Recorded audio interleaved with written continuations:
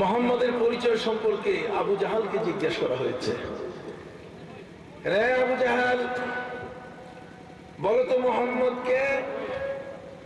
আবু জাহাল উত্তর দিয়েছে, মুহাম্মদ হলেন আব্দুল্লাহর ছেলে, আব্দুল্লাহর পুত্র। আবু লাহাবকে প্রশ্ন করা হয়েছে, রে আবু লাহাব, বলো তো মুহাম্মদ কে? আবু লাহাব উত্তর দিল, মুহাম্মদ হলেন আব্দুল মুত্তালিবের নাতি। আবু জাহাল বলছে, মুহাম্মদ হলেন আব্দুল্লাহর পুত্র। আর আবু লাহাব বলে উঠল, মুহাম্মদ হলেন আব্দুল মুত্তালিবের নাতি। আবু জাহাল যে উত্তর দিয়েছে, আবু লাহাব ভিন্ন উত্তর দিয়েছে। হযরত আবু বকর সিদ্দিক রাদিয়াল্লাহু তাআলাকে যখন প্রশ্ন করা হলো, আবু বকর, মুহাম্মদ কে? তখন হযরত আবু বকর সিদ্দিক রাদিয়াল্লাহু তাআলা উত্তর দিলেন, মুহাম্মদ হলেন রাসূলুল্লাহ, আল্লাহর রাসূল। মুহাম্মদ হলেন আল্লাহর হাবিব। তিনজনে তিনটি উত্তর দিল। আবু জাহালের উত্তর হচ্ছে, মুহাম্মদের পরিচয়, মুহাম্মদ হলেন আব্দুল্লাহর ছেলে। আবু লাহাব বলছে, মুহাম্মদ কি? আব্দুল মুত্তালিবের নাতি। আর আবু বকর বলছে, মুহাম্মদ হচ্ছে আল্লাহর কি? রাসূল। তিনজনের উত্তর ঠিক। আমার কথাগুলো বুঝতেছেন? তিনজনের উত্তর কি ঠিক? তিনজনই ঠিক উত্তর দিয়েছে। মুহাম্মদ আব্দুল্লাহর ছেলে, আবু জাহাল যা উত্তর দিয়েছে এটাও ঠিক। আবু লাহাব বলেছে মুহাম্মদ আব্দুল মুত্তালিবের নাতি, এটাও ঠিক। আবু বকর যে বলেছেন মুহাম্মদ আল্লাহর রাসূল, এটাও কি ঠিক। কোন একজন প্রশ্নকারী যদি কাগজে এমন একটা প্রশ্ন করে, তিনজন ছাত্রের কাছে পরীক্ষা নেয়, আর তিনজন ছাত্র যদি এই প্রশ্নের উত্তর এইভাবে তিন ধরনের তিনটা উত্তর দেয়, তাহলে সাধারণ যে মানুষটি অভিজ্ঞ না, কেবলমাত্র শিক্ষকতায় জয়েন করছে, কেবলমাত্র চাকুরিতে জয়েন করেছে, যার অভিজ্ঞতা বলতে গেলে কিছু নাই, এখনো যার গায়ের মধ্যে ছাত্রের ঘ্রাণ আছে, এখনো ছাত্র ছাত্র ঘ্রাণ যার গায়ের মধ্যে আছে, তাকে যদি এই তিনজন পরীক্ষার্থী, তিনজন যে পরীক্ষা দিল, তাদের তিনটা খাতা দেখতে দেওয়া হয়, তাহলে গতকাল যে চাকরিতে ঢুকেছে সে কিন্তু সবাইকে 10 নম্বর 10 নম্বর করে দিবে। কথা বুঝতে পারছেন? উত্তর তো তিনজনই ঠিক দিয়েছে। কিন্তু এই খাতাটা যদি হযরতে আব্দুল কাদের জিলানী রাহমাতুল্লাহ আলাইহিকে দেখতে দেওয়া হয়, কতক্ষণ না, এই খাতাটা যদি খাজা মঈনুদ্দিন চিশতি আজমিরি রাহমাতুল্লাহ আলাইহিকে দেখতে দেওয়া হয়, এই খাতাটা যদি সৈয়দ আহমদ বেরলভী শহীদে বালাকোট রাহমাতুল্লাহ আলাইহিকে দেখতে দেওয়া হয়, এই তিনজনের খাতা যদি শাহজালাল ইয়ামানি, শাহ মাকদুম, শাহ আলী, শাহ পরান, শাহ আমানত, শাহ ফাতিহুল্লাহ, শাহ গরিবুল্লাহ, শাহ আলী বাগদাদি, খান জালালি সহ কারামত আলী জনপুরি রহমতুল্লাহ আলাইহি, বদরপুরি রহমতুল্লাহ আলাইহি, সারসিনা দরবার শরীফের শাহ সুফি নিসারউদ্দিন আবু জাফর মোহাম্মদ সালেহ, ঠিক এমনি করে এই বিশ্বের শ্রেষ্ঠতম ওলি আল্লামা সাহেব কিবলা ফুলতলি রহমতুল্লাহ আলাইহি, এদেরকে যদি দেখতে দেওয়া হয়, তাহলে এতে এই তিনটা খাতায় এরা যা নম্বর দেবেন সে নম্বরটা হবে এরকম। আবু জাহাল উত্তর দিয়েছে মুহাম্মদকে, কথা বল না কেন, আব্দুল্লাহর ছেলে। কি? আবু জাহাল উত্তর দিয়েছে মুহাম্মদ আব্দুল্লাহর ছেলে। আর আবু লাহাব কি বলেছেন? আব্দুল মুত্তালিবের নাতি। আর আবু বকর সিদ্দিক কি বলেছেন? মুহাম্মদ হচ্ছেন রাসূলুল্লাহ, আল্লাহর কি রাসূল। ভাইরা আমার, যাদের নাম বললাম তারা যদি এই তিনটা খাতা দেখেন, নাম্বার দিতে গিয়ে এরা বিশাল অভিজ্ঞ, নবীর প্রেমে এরা এত অগ্রসরমান, আল্লাহর পথে সিরাতে মুস্তাকিমে এরা এত বেশি পরিমাণে গমন করেছেন, এদের গভীরতা এত বড়, আল্লাহর প্রেম, রাসূলের প্রেম তাদের ভিতরে এত বেশি পরিমাণে রয়েছে। যদি তাদেরকে খাতা দেখতে দেওয়া হয়, তাহলে আবু বকর সিদ্দিক রাদিয়াল্লাহু তাআলা এই উত্তরটা যে ব্যক্তি দিয়েছে, যেই পরীক্ষার্থী দিয়েছে, সে পাবে জিপিএ 5 গোল্ডেন প্লাস। কন্যা সে পাবে কি? Golden plus.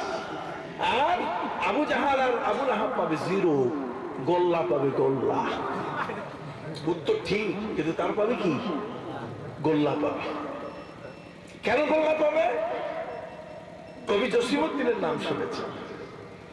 কবি জসিমউদ্দিন যখন ক্লাস 8-এ পড়েন, তখন তিনি কবিতা রচনা করেছেন, কবিতা লিখেছেন।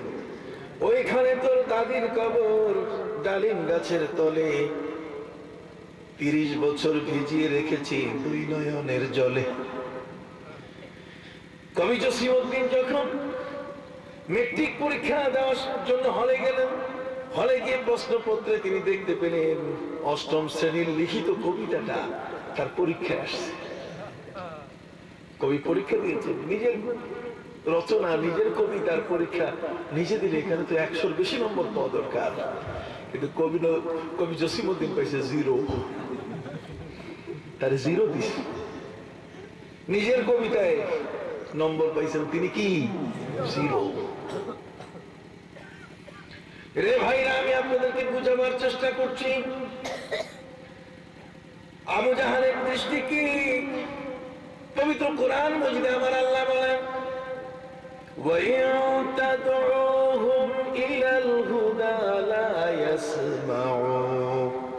কাফেরদেরকে যদি আপনি হেদায়েতের পথে ডাকেন, হে রাসূল আপনাকে পাত্তা দিবে না, আপনার কথা শুনবে না। যেহেতু ওই সমাজের মধ্যে আপনি ছোট থেকে বড় হয়েছেন, আবু জাহাল আপনাকে আব্দুল্লাহর ছেলে ছাড়া আর বেশি কিছু মনে করে না। وَتَرَاهُمْ يَنْظُرُونَ إِلَيْكَ وَهُمْ لَا يُبْصِرُونَ। ওরা আপনার দিকে শুধুমাত্র সাধারণ একজন মোহাম্মদ আব্দুল্লাহর ঘরে জন্ম নিয়েছে এটাই মনে করে, এর চেয়ে বেশি কিছু মনে করার তাদের নাই। কথা বুঝতে পারছেন?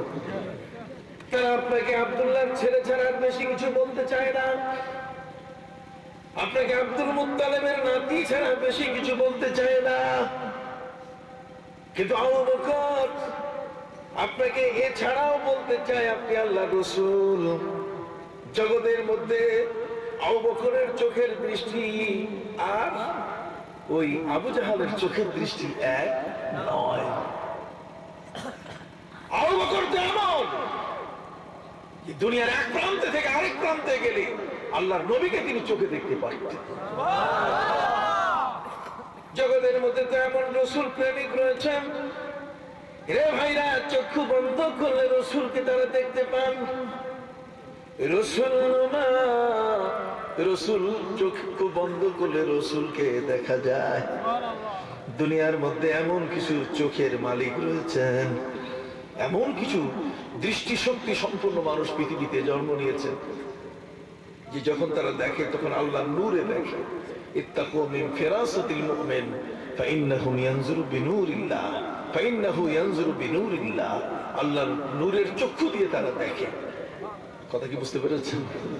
কাজী হযরত আবু বকর সিদ্দিক রাদিয়াল্লাহু তাআলা আনহুর কাছে নবীর মর্যাদা অনেক বড়। সুবহানাল্লাহ। যেটা আবু জাহালের কাছে নাই। আবু জাহাল নবীকে তো আব্দুল্লাহর ছেলে বলছে, এই পর্যন্তই শেষ। কথা বুঝতে পারছেন? কিন্তু আবু বকরের কাছে আমার নবীর মর্যাদা কি? অনেক বড়। আবু বকর সিদ্দিক জানেন যে বিশ্বনবী মুহাম্মদুর রাসূলুল্লাহ সাল্লাল্লাহু আলাইহি ওয়াসাল্লাম হলেন আল্লাহর সবচেয়ে বড় প্রিয় হাবিব। এর চেয়ে আর বড় কোন নবী রাসূল নাই। কথা কি বুঝতে পেরেছেন ভাইরা আমার?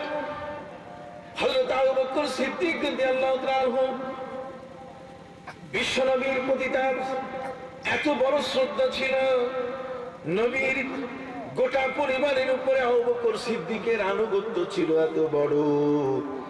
আবু বকর সিদ্দিক রাদিয়াল্লাহু তাআলা আনহু নবীজিকে জীবন দিয়ে এত বড় ভালোবেসেছেন, যেই ভালোবাসা চাচা আবু জাহালের কাছে চাচা আবু লাহাবের অন্তরে ছিল না। চাচা আবু জাহাল তো আমার নবীর উপরে আঘাত করার জন্য হাত উঁচু করেছেন। আরবের মানুষেরা বলেছেন, আবু জাহাল তোমার মতো একজন যোগ্য ব্যক্তি থাকার পরও তোমার ভাতিজা মোহাম্মদ এত বড় কথা বলবে?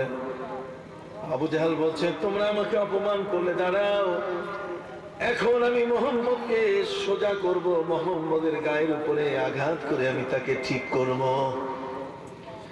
নবীকে আঘাত করার জন্য বেঈমান আবু জাহাল যখন এগিয়ে গেল, আমার আল্লাহ বলেন, বেঈমান, আমার নবীর গায়ে তুমি হাত দিবে, এত বড় তোমার সাহস?